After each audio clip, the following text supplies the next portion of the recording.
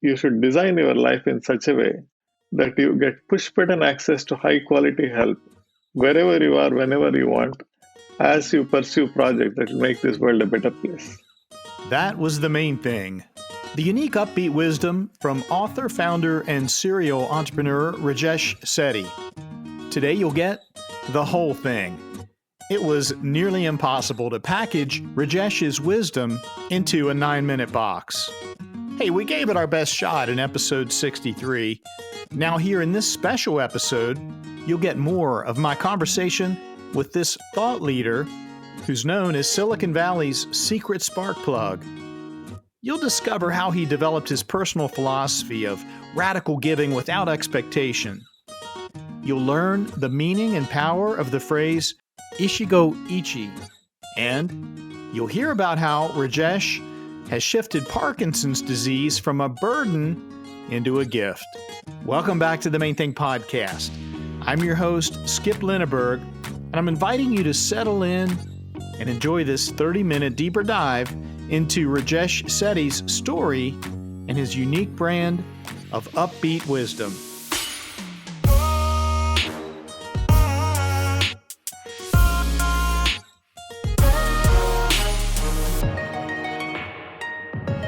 Rajesh Setty, welcome to the Main Thing Podcast. Thank you for coming on the show with us. I'm glad to be here, Skip. I'm looking forward to this. I've been waiting for this for the last few days. I'm excited as well. Rajesh, we have so much in common. The more we get to know each other, the more we have in common. One of those things is that we both studied engineering in college. And I wondered if you would share, neither of us took a traditional engineering path, but I do think it helps me look at the world and problem solve. I wondered if you'd share with us how you came to the decision to major in engineering when you were in your younger years. That's a good story because, as you know, it was not by choice. And I was my first book was published when I was 13 years old.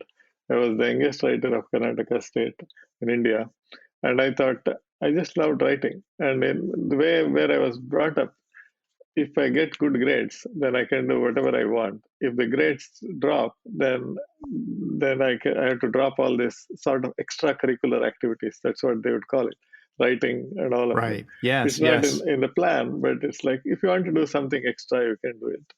And as luck would have it, so I would just get good grades all over, just so that I don't get stopped. Not because I wanted to study; this is like a ticket to do what I want to do. Sure. So by the time I was 17, I got 6 books published. I was a part-time journalist in a local newspaper. I Wow. wrote about 400 articles, but only 30, 40 of them, maybe 60 of them got published. So I was like a mini celebrity. So but then my mom got worried that I'll become a writer.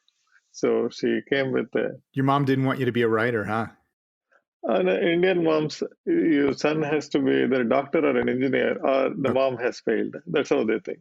Okay. So if she's a good mom, then the son will become engineer or doctor. If she's See, not I a good see. mom, then they might just go wayward and all those things.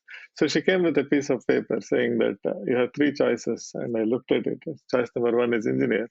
Choice number 2 is doctor. Choice number 3 is a loser. So so I told mom that mom, this choice number 3 is not even a choice. It's like a Right. decoy thing. So you're so smart. Which one will it be? Choice number 1 or 2? And I chose 1, and that's how I Right. became an engineer. Oh, that's a great story. Thank you for sharing that with us. Another thing that you and I have in common, we both love to find and explore wisdom. Yes. And I wondered if you would talk for just a moment and share with us, for you, what's the allure of discovering and visiting with wise people and learning about the wisdom that they've acquired in their lifetime? If you think about it, Skip, so wisdom is what will disclose a new world because the world is the same.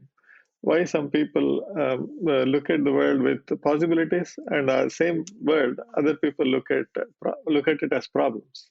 It's because of the perspective that they have in their head. Glass is half full and half empty both at the same time, but the glass is the same. Some Yes. people will say it's half full, some people will say half empty. When you meet with wise people, they will share their perspective that will open a new world for me because it's the same. I live the same, it's the same 24 hours, but I keep seeing new worlds. And when I see new worlds, I see new possibilities.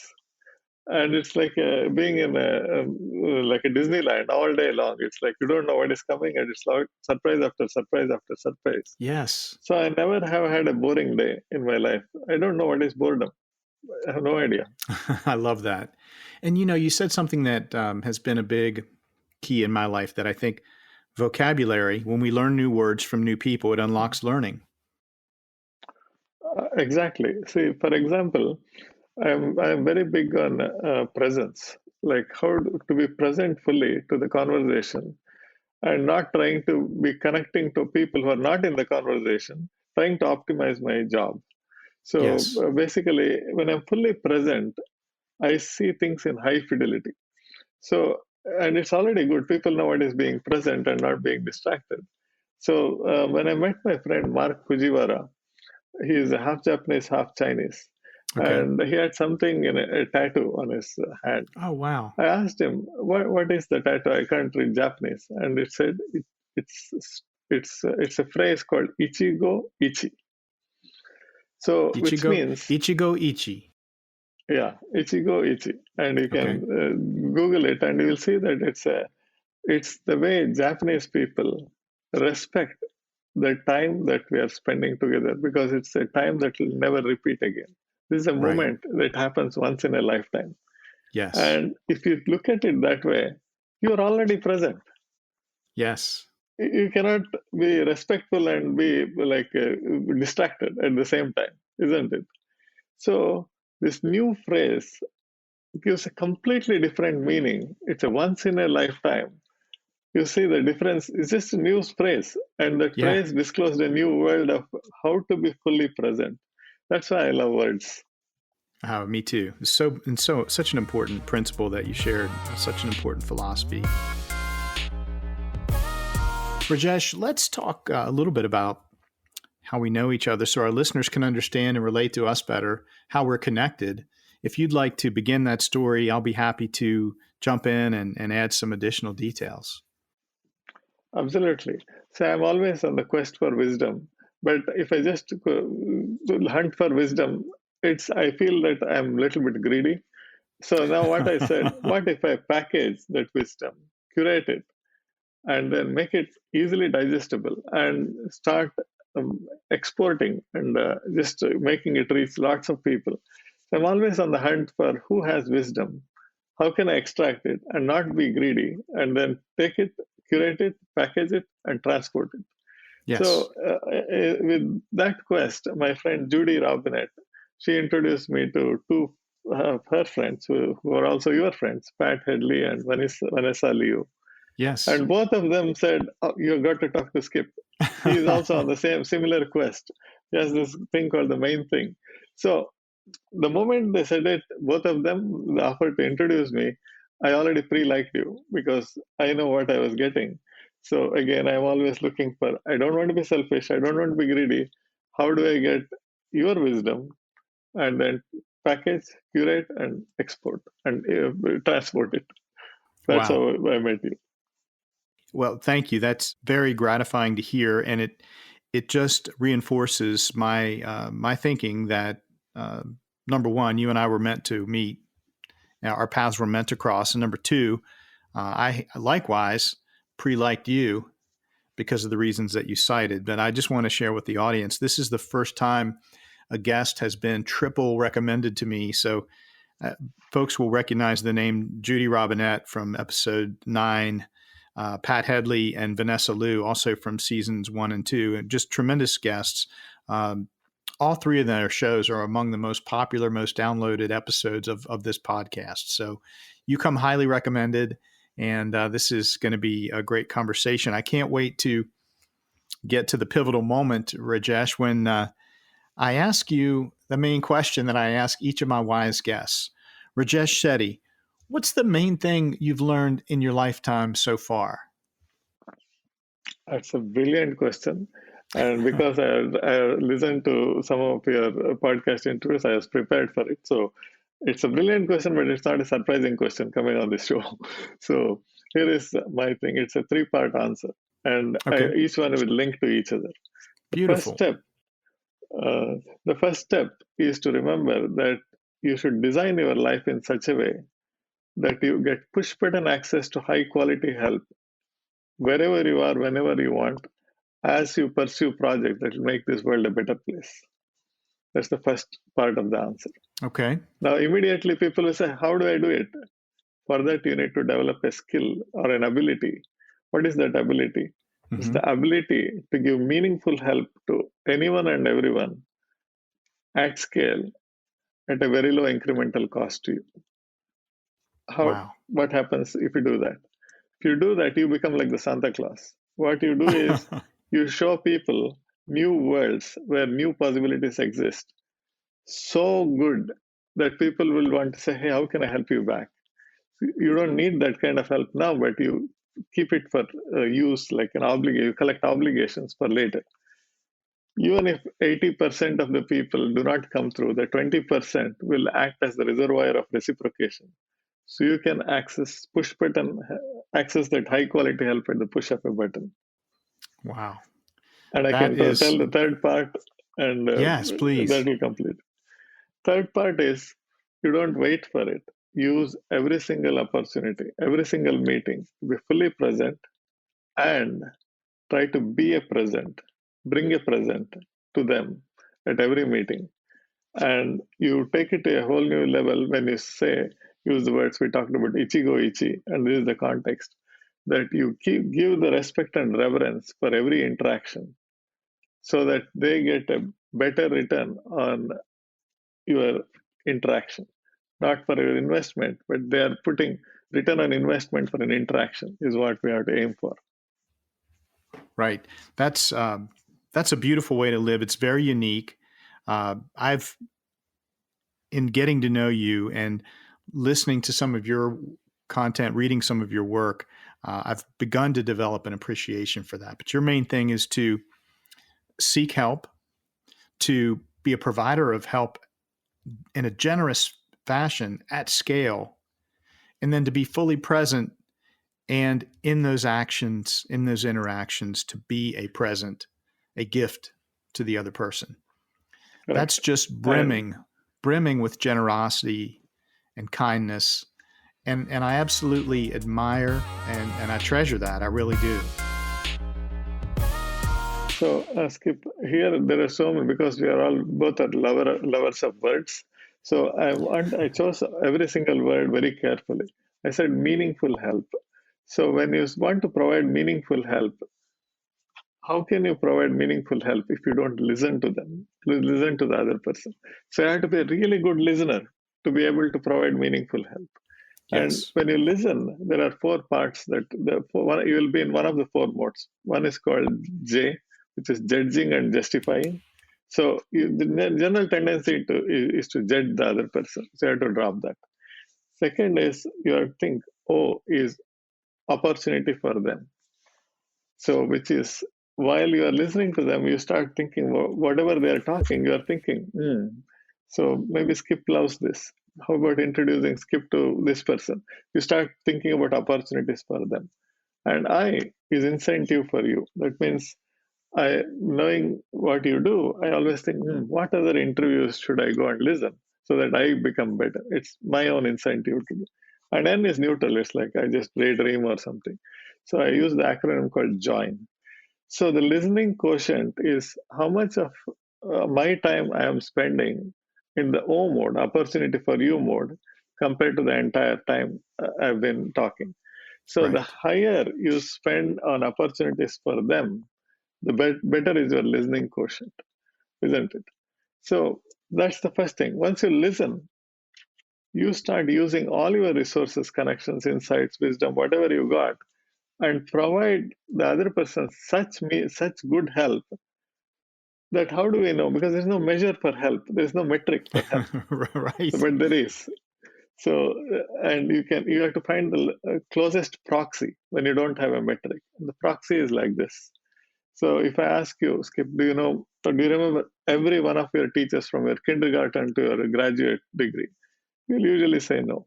because Not all. it's impossible for everyone. I remember a few, but not Yes. all. And those Right. few will fall into one of the two categories. Either they were very bad or they were very good. So Yes. it's Yes. extremes. You remember extremes. And one or That's two so of them true. were so good that you will attribute where you are to the influence they created in you. You say, I am me, Skip, because of these people who Yes. made such a big influence that they shaped who I am today. Yes. And When those you're people, meeting me, you're meeting them yes, because their spirit, their wisdom, their exactly, insights, their influence has permeated me, and I've brought that forward into who I correct. am. Yeah. Yeah. And maybe one or two of them, you miss them in your past. You start thinking, I met them in my graduate school, but what if I met them in my high school? My life would have been even better. Right. So that is the closest proxy. If I provide you that kind of help where you'll miss me in your past, that is when I have given meaningful help. That's the bar I set. That will I give somebody so much that they will miss me in their past? There we go. That's the proxy. Not having Yes, a quantitative measurement for correct, help. Yeah. Yeah. exactly. Rajesh, you exude kindness and generosity, and I wondered if you would share with us um, how you became that way. And before you answer, one recent program I listened to, you were described as living a life of radical giving without any expectation. I'd love for you to explain that philosophy to us. And again, how did you come to be this way? Was it the influence of a parent or a grandparent or someone else in your life? So I'm always thinking I'm a work in progress, which means I do my work, I leave the progress to God. And I never think that I did something because it will be that is the day I think I did it is the day my downfall will begin. Because it's impossible for me to have done it. Like, look at this meeting, this particular meeting. Right. You are in Charleston, I'm in Sunnyvale. There is nothing that would have made, okay, I'll bump across you in a supermarket. No, No. impossible with the pandemic and everything. And it's not like you are looking for guests and you are not finding them. There are so many amazing people out there. So you would have literally had no reason for you to reach out to me. And what are the Right. chances that three amazing women, Judy, Pat, and Vanessa, to recommend this? And what are the chances that this whole thing, Zoom, Riverside, everything will work in tandem? What Everything are is the chances? You're right. impossible. One in a So billion. exactly. Now, Yes. when I do this, I just feel that as if I'm in a temple. People say it's work is worship. Hmm. Then what would you do in a temple? You have respect and thank God for giving the opportunity and only ask for His blessing to bring 110% of who I am into the conversation. Yes. When you do that, you're automatically in a mode that you want to make the most, you want to give the most possible. So that's how I think about it. Rajesh, that's exactly how I prayed this morning for me coming to this meeting today. It's almost verbatim how I prayed that God Yes, would allow me to use every fiber and every ounce um, to be present with you and and that our interaction would result in something good and useful and would glorify God. that is so beautifully said.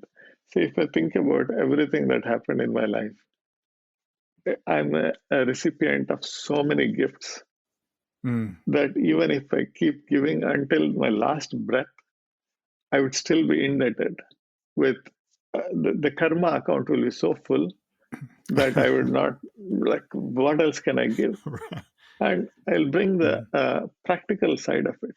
Like if somebody wanted a business case for giving, I can also make that because I'm an engineer, you are an engineer. Yeah. We can clearly make a case for giving. For those people who say, I'm not into gods and all those things, I don't believe in Right. karma, give me a business case. Let me do that.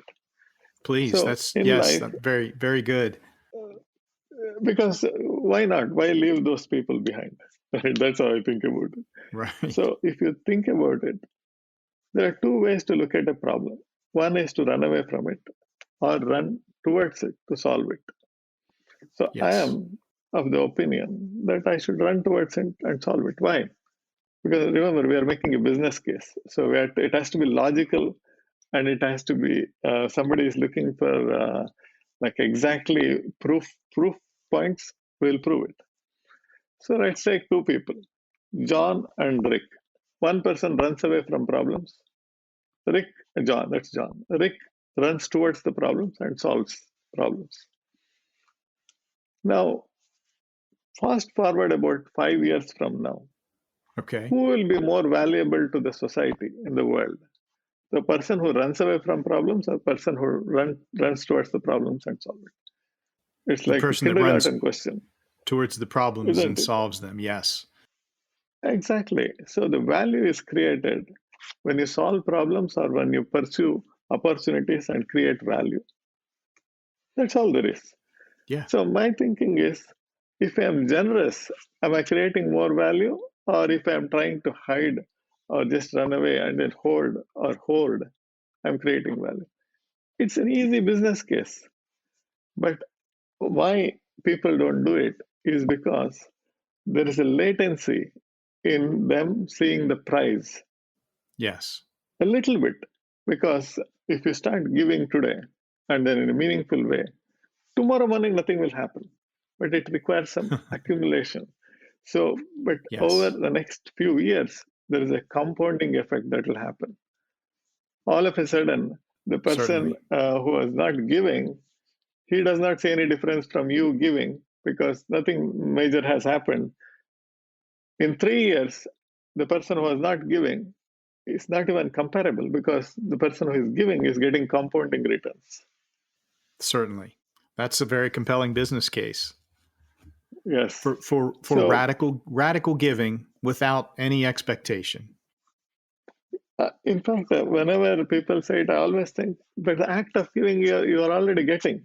So you don't need to expect because your muscles of creating value, the muscles to create value, you're strengthening them. It's like you're going to the gym to Yes. get physical muscle strengthened. Here you're getting the muscles that generate value are strengthened. You know, Rajesh, our first conversation, I told my wife after I met you that there are people who have helped me. I'm going to use the metaphor of the Chinese proverb that you'll recognize here in a minute, but there are people that help me by when I'm hungry, they give me a fish, and Hmm. I eat one meal, and I'm not Hmm. hungry anymore, which is good. There's value there. But I said to her, I said, he was so helpful that he taught me how to fish.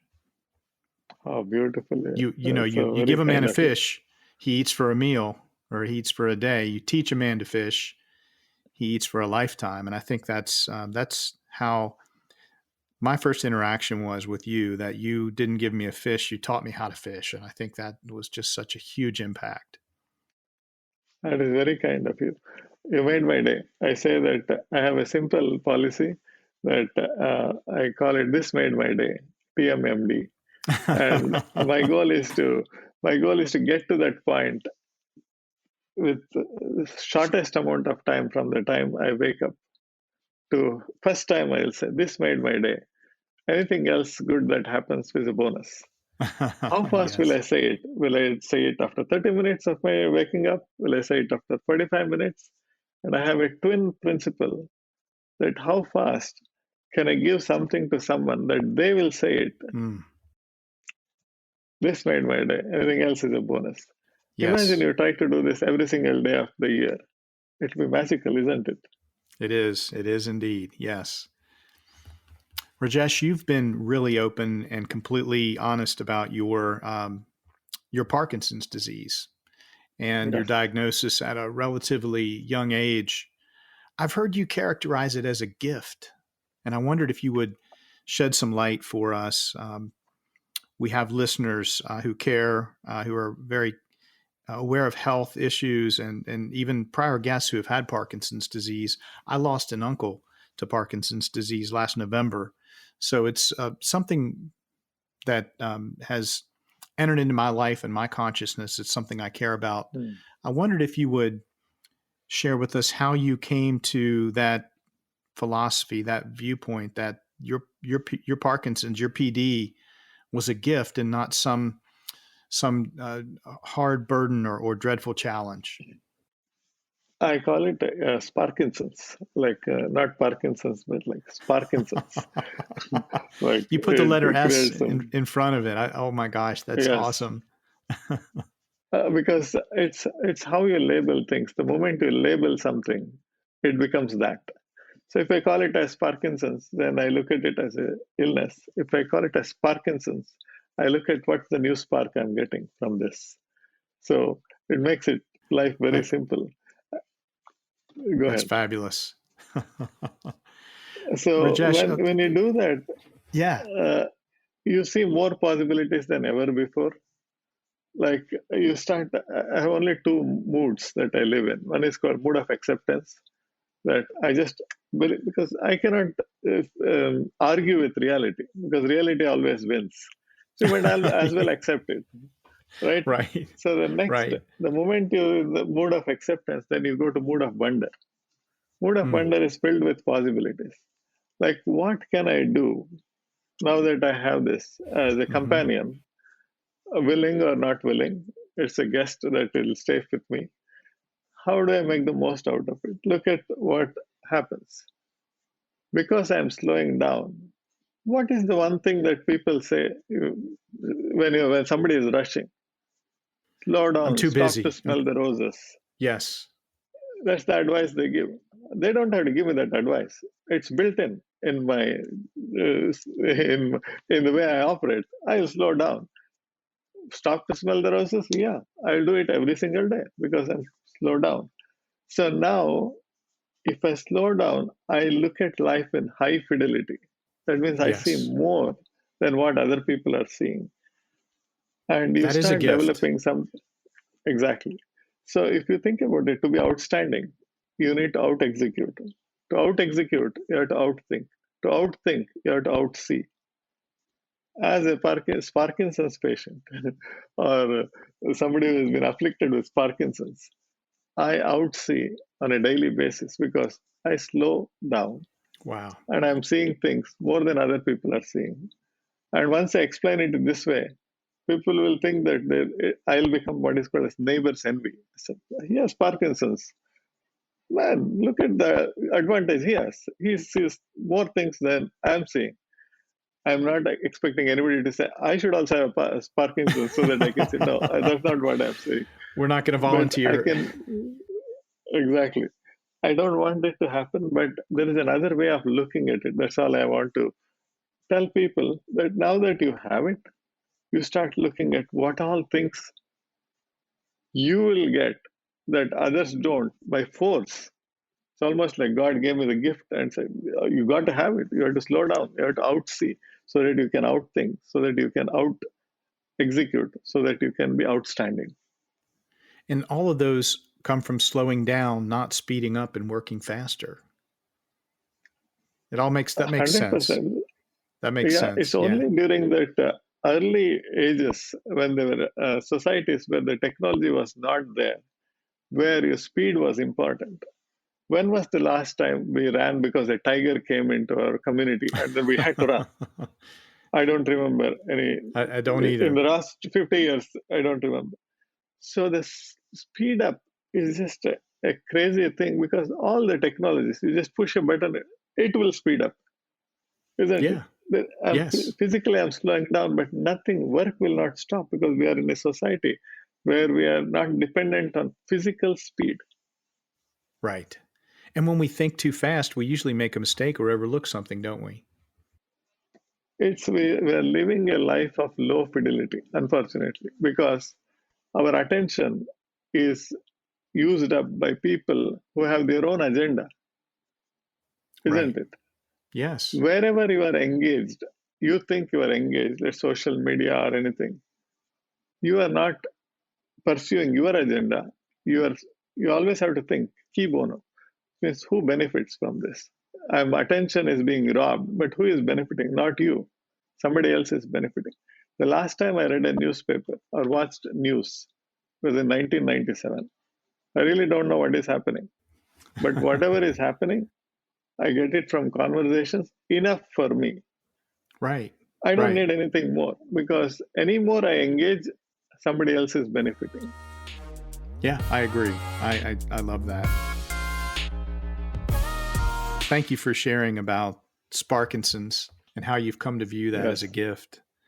And Rajesh, I would love to talk for 2 more hours, but I do a short format show. You and I have both recognized the importance of delivering content that our busy listeners have time to consume in one sitting. So we'll have to wrap it up, but I can't thank you enough for coming on today to share your wisdom about meaningful help and so many other wonderful philosophies and insights that you've shared today. I'm so happy and thank you for your time. And I had a really good time having this conversation. Wonderful. And I won't say goodbye because I know you and I are going to continue to collaborate. We're going to continue to do great things together. So instead, I'll say so long for now. Same here. It's to be continued. Yes. Wow, that goes by incredibly fast, doesn't it? Time flies when you're hacking wisdom. I hope you're left wanting more. Sync up with us again next time on The Main Thing for 9 more minutes of wisdom.